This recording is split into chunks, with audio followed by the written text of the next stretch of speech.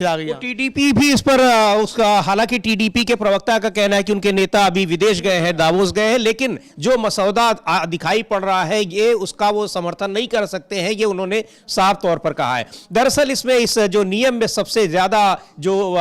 कह लीजिए कि गंभीर बातें हैं, यानी जिसको लेकर सबसे ज्यादा आपत्तियां दर्ज कराई जा रही हैं, जिसको लेकर राज्य की सरकारों और राजनीतिक दलों को इस पर आपत्ति है, वो ये है कि राज्यों के विश्वविद्यालयों के जो वाइस चांसलर नियुक्त होंगे उसमें भी केंद्र सरकार का दखल बढ़ जाएगा। और इसी बात से आपत्ति है। केंद्रीय विश्वविद्यालयों में राज्यपाल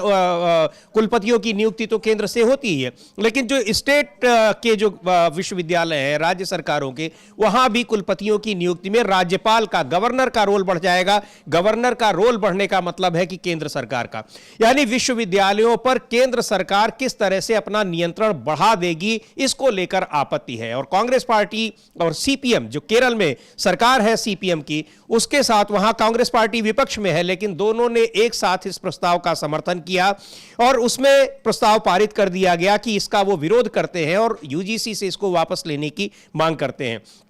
तो लगातार इस पर विपक्ष तो हमलावर है, लेकिन जिस तरह से अब एनडीए के सहयोगी दल इसके खिलाफ आ गए हैं, वो बहुत ही एक गंभीर मसला बन गया है और यूजीसी का ये नियम केंद्र सरकार के लिए एक बड़े संकट की वजह बन गया है। हाँ बिल्कुल समीर जी, ये काफ़ी ज़्यादा संकट का विषय बन गया है केंद्र सरकार के लिए, चूंकि इस पर विपक्ष तो हमलावर है ही, और अब इसमें जो है वो एक तरीके से देखा जाए तो जो इसकी सहयोगी दल हैं एनडीए के, वो भी खुलकर सामने आ रहे हैं। जो हम लोग तेलुगु देशम की बात कर रहे थे समीर जी, वो तेलुगु देशम के राष्ट्रीय प्रवक्ता हैं दीपक रेड्डी,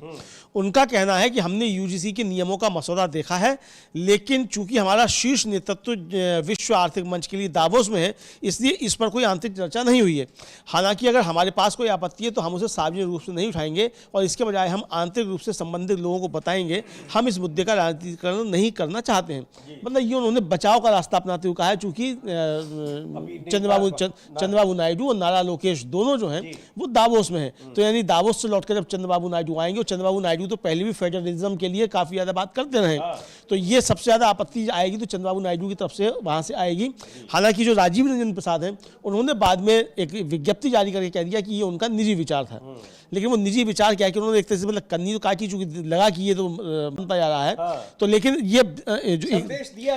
दिया जा चुका है ना, संदेश देने के बाद उन्होंने उसको पलटी मारी, तो अपने नेता से सीख रहे हैं पलटी मारना वो, तो एक तरीके से, लेकिन मसला उठा दिया गया और उस पर आपत्तियां आ गई। यानी ये मसला अब जाएगा जब लोकसभा में, तो इस पर